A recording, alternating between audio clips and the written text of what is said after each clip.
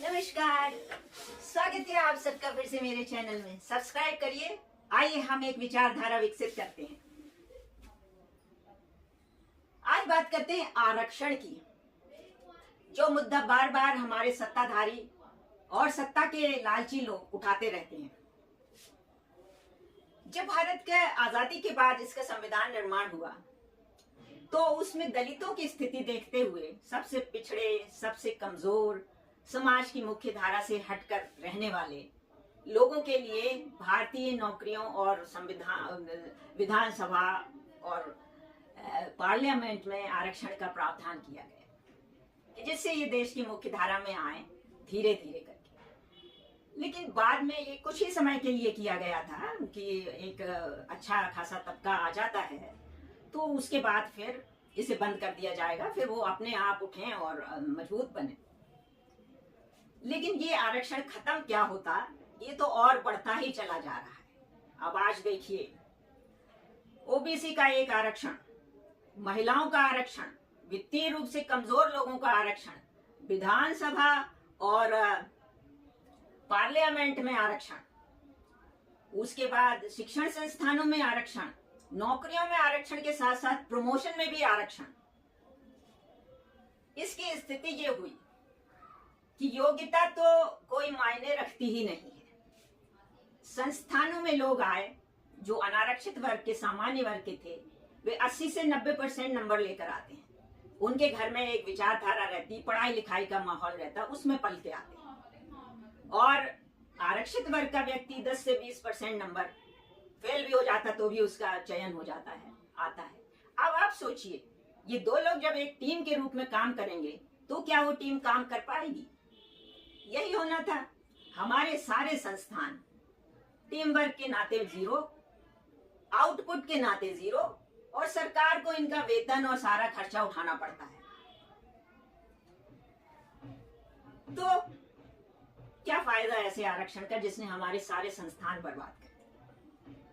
दूसरा ये है कि जब काम धंधा नहीं होता था, सरकारी संस्थान है, लोगों को तो काम पड़ता था, तो वे लोग जो रिश्वत देते थे उनके काम होने लगे। तो ये रिश्वत के और भ्रष्टाचार के भी बहुत बड़े केंद्र बन गए, और ऐसा भ्रष्टाचार का माहौल हुआ कि भारत से सब कुछ जा सकता है लेकिन भ्रष्टाचार कभी नहीं जा सकता।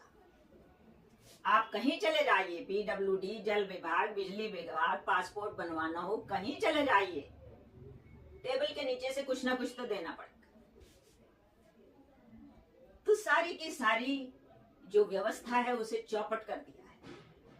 हालांकि इसका एक फायदा हो सकता था कि दलित और अति दलित, पिछड़े और अति पिछड़े, महिलाएं ये आगे आती, जो कि आए कई उसमें, और अपनी बात रखती और लोगों को प्रेरित करती।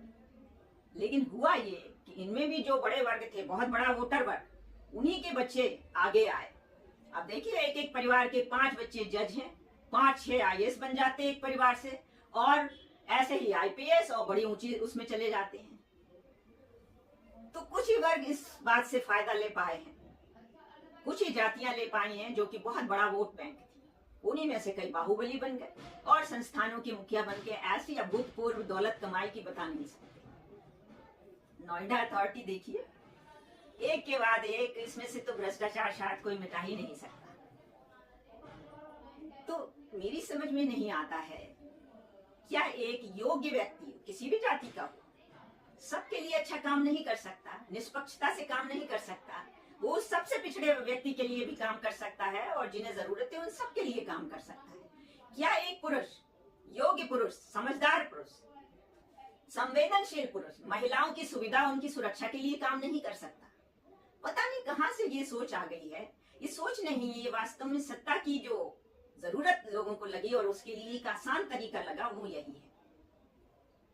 तो मुझे लगता है कि अब इस आरक्षण को, अब देखिए, आरक्षित वर्गों को और भी बहुत से फायदे होते हैं, जैसे कि फ्री का राशन मिल गया, बच्चों की फीस दे दी, स्कूलों में आरक्षण हो गया, व्यावसायिक शिक्षा में इंजीनियर डॉक्टर बने तो सरकार ने फीस दे दी, और सरकारें आई तो उन्होंने स्कूटी दे दी, लैपटॉप दे दिया, टेलीविजन दे दिया, महिलाओं को साड़ियां दे दी। तो इस तरह से ये वोट बैंक कुछ ना कुछ पाता ही रहता है, और आज उसकी अकड़ है कि वोट देते हैं, फ्री तो देना ही पड़ेगा हर चीज। आजकल लोगों को साइकिल, लड़कियों को स्कूल जाने के लिए किताबें, यूनिफॉर्म सब चाहिए। यहाँ तक कि उन्हें शर्म नहीं आती, वो कहती है हमें सैनिटरी नैपकिन भी फ्री दो, वोट देते हैं हम आपको। तो ऐसी स्थिति में ये जो आरक्षण है इसका भूत फिर से खड़ा हो गया।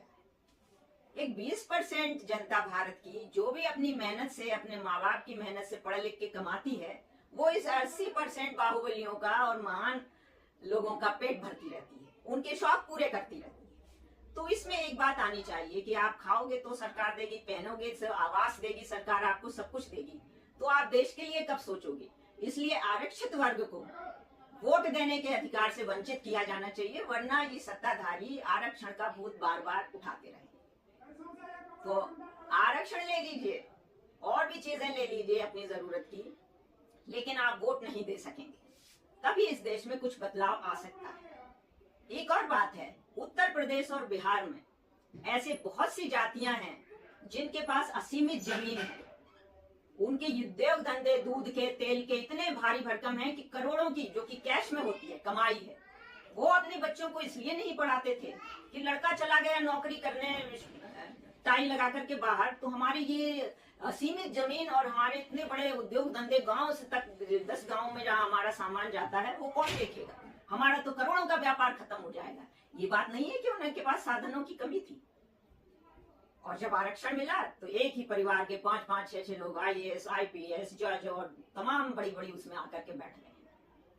तो मुझे लगता है सरकारों को इस आरक्षण को खत्म करने के लिए आरक्षित वर्ग रखें, लेकिन उनका वोट जो है वो खत्म कर दिया जाना चाहिए। क्योंकि आप जब अच्छी स्थिति में आ जाओगे, सोच समझ आ जाएगी, तो आप देश के लिए सोचोगे, तब वोट डालिए।